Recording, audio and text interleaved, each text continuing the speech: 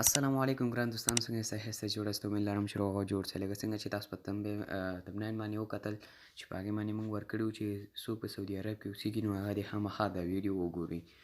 نو بالکل موږ تاسو ته یو داسې اپلیکیشن راوړی دی چې تاسو پکې د سعودي عرب معلومات اقامه چیک کړئ په نوم باندې یو اپلیکیشن ده د موبایل لپاره. دا ماته یو ملګري راستولی و چې په دې باندې تاسو یوه ویډیو جوړه کړئ او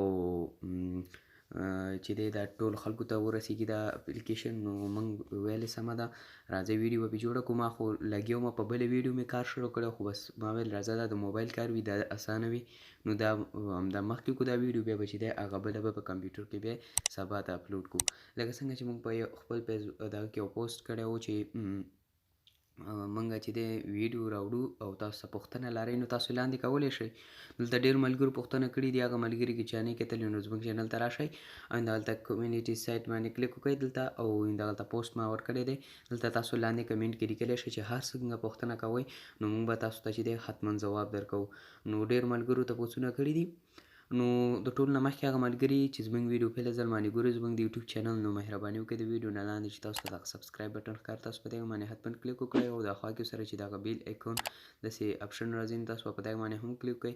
د دې نه یعنې چې موږ هر یوه ویډیو اپلوډ کوو نو تاسو ته به ستاسو موبایل ته نوټیفیکیشن درځي او ستاسو ته به یعنې ستاسو چې کله هم یوټیوب کولو هغوی زموږ ویډیو به تاسو ته معلومیږي او تاسو یې په اسانۍ سره د ټول نه مخکې کتلی شئ. نو د ټول نه مخکې هغه ملګري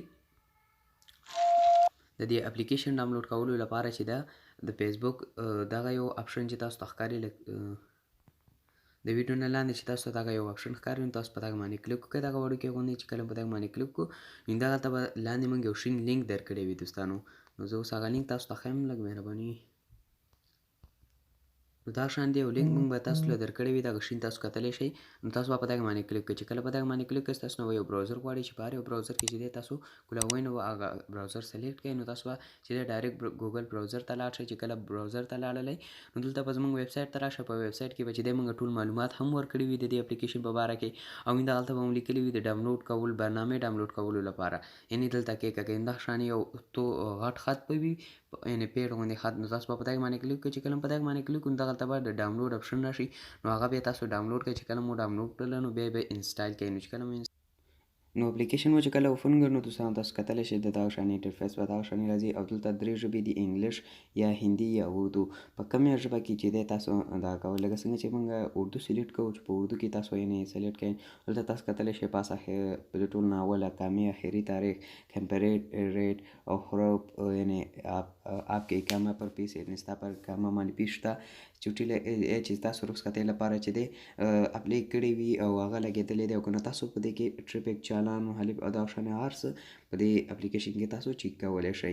نو ډېره ښکلی زبردست اپلیکیشن دی دوستانو تاسو کتلی شئ. نو دلته زه اوس په دې یو اپشن باندې کلیک کوم او زه اوس تاسو ته ښیم چې دا څنګه چلیږي او دې کې موږ معلومات څنګه حاصل کولی شو.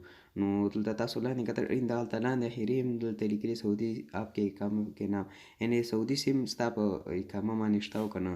نو دغه کې تاسو ټول هر څه معلومات چې ده چې کولی شئ دوستانو.